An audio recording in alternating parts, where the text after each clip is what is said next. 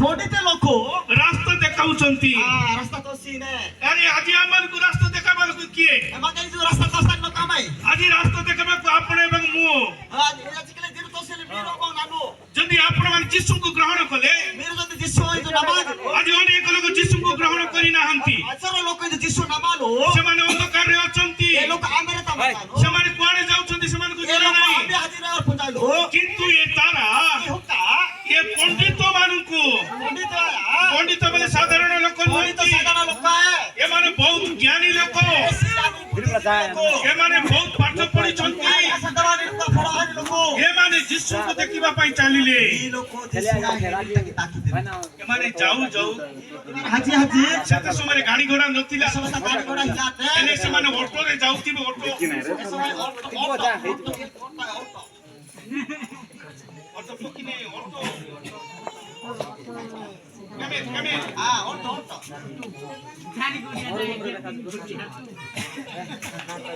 ଆଉ ସେ ଅଟୋରେ ସେମାନେ ଚଢିକରି ଆସୁଛନ୍ତି। କାରଣ ସେମାନେ ମରୁଭୂମି ଦେଇକରି ବି ଯାଉଛନ୍ତି। କେଉଁଠାରେ ସେମାନଙ୍କୁ ପାଣି ମିଳିନଥିବ, କୋଉଠି ସେମାନଙ୍କୁ ଖାଦ୍ୟ ମିଳିନଥିବ। ଅନେକ ଦୁଃଖ କଷ୍ଟ ସହିକି ମଧ୍ୟ ସେମାନଙ୍କର ଗୋଟେ ଲକ୍ଷ୍ୟ ଥିଲା ଯେ ତାରା ଯୋଉଠି ଯାଇକରି ଆମକୁ ପହଞ୍ଚାଇବ ସେ ସ୍ଥାନକୁ ଆମେ ଯିବାକୁ ପଡିବ। ଆଉ ସେମାନେ ଚାଲି ଚାଲି ଯାଉଛନ୍ତି, ଅଟୋରେ ଚଢିକି ଯାଉଛନ୍ତି। ଆଉ ସେମାନଙ୍କୁ ତାରା ରାସ୍ତା କଡେଇକି ନେଲା। ଖ୍ରୀଷ୍ଟର ପ୍ରିୟ ମଣ୍ଡଳୀ, ଆଜି ଆପଣଙ୍କ ଜୀବନରେ, ମୋ ଜୀବନରେ ଆଜି ଆମେ କେଉଁ ରାସ୍ତାକୁ ଯାଉଅଛୁ?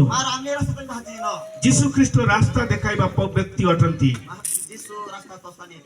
ଯୀଶୁ ଖ୍ରୀଷ୍ଟ ଆମମାନଙ୍କୁ ପଥ ଦେଖାଇବା ବ୍ୟକ୍ତି ଅଟନ୍ତି। ଆଉ ଯୀଶୁ ଖ୍ରୀଷ୍ଟ ଯେତେବେଳେ ପହଞ୍ଚୁଛନ୍ତି,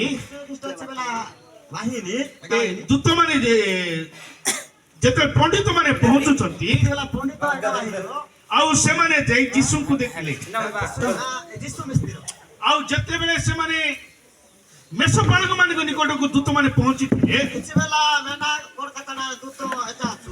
ଆଉ ସେତେବେଳେ ମେଷପାଳକ ମାନେ ମଧ୍ୟ ଯୀଶୁଙ୍କ ନିକଟକୁ ଯାଉଛନ୍ତି।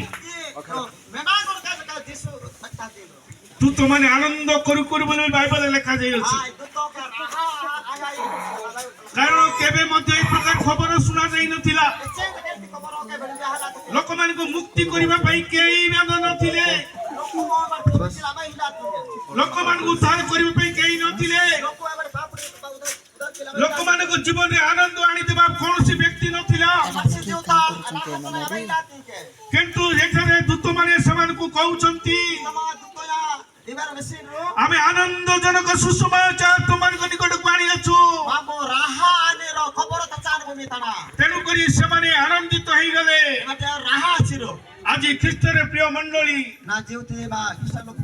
ମୋର ଆପଣ ମାନଙ୍କ ଜୀବନରେ ମଧ୍ୟ ଈଶ୍ୱରଙ୍କର ବାକ୍ୟ ଅନୁସାରେ ଆମେ ଆଗକୁ ବଢିବାକୁ ପଡିବ।